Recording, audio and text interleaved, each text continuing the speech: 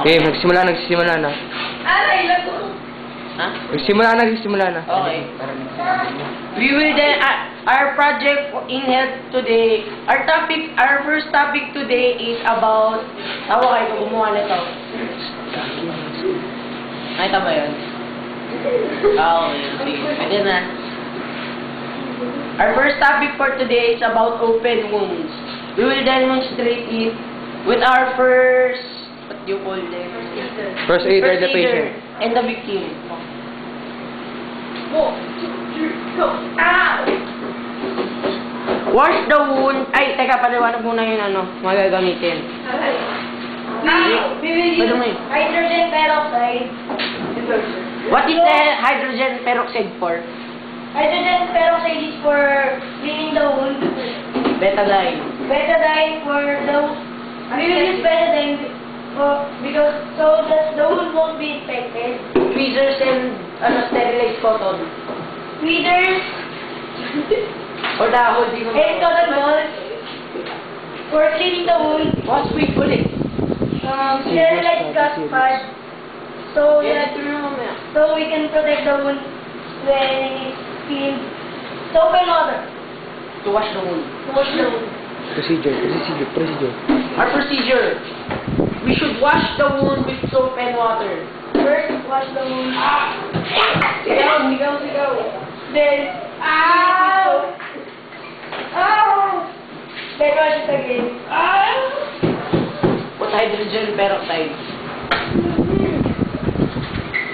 Then, you will wipe it. After that, put hydrogen peroxide. After putting hydrogen peroxide,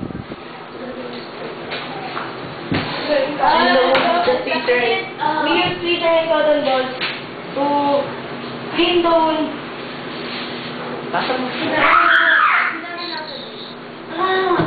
And then, after cleaning the wound with cotton balls, get another one and put betadine on it so the wound won't be infected.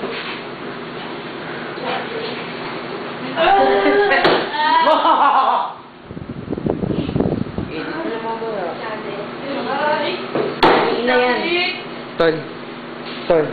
Pagka mamaya, pagka nang iba, ipapost ko. Then put betadine on it.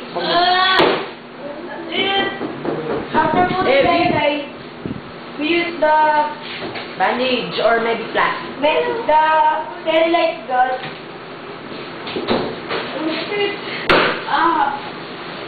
Kung magwala, baka masira office namin.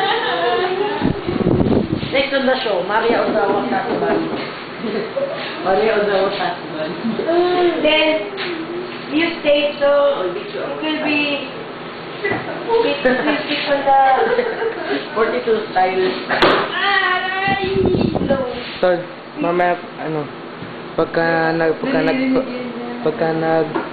ng topic, ano gagawin? Ipapost ko.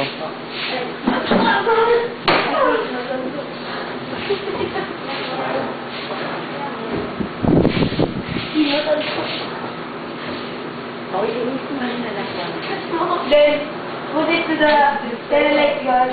On the open wound. Open wound. Okay. Jump.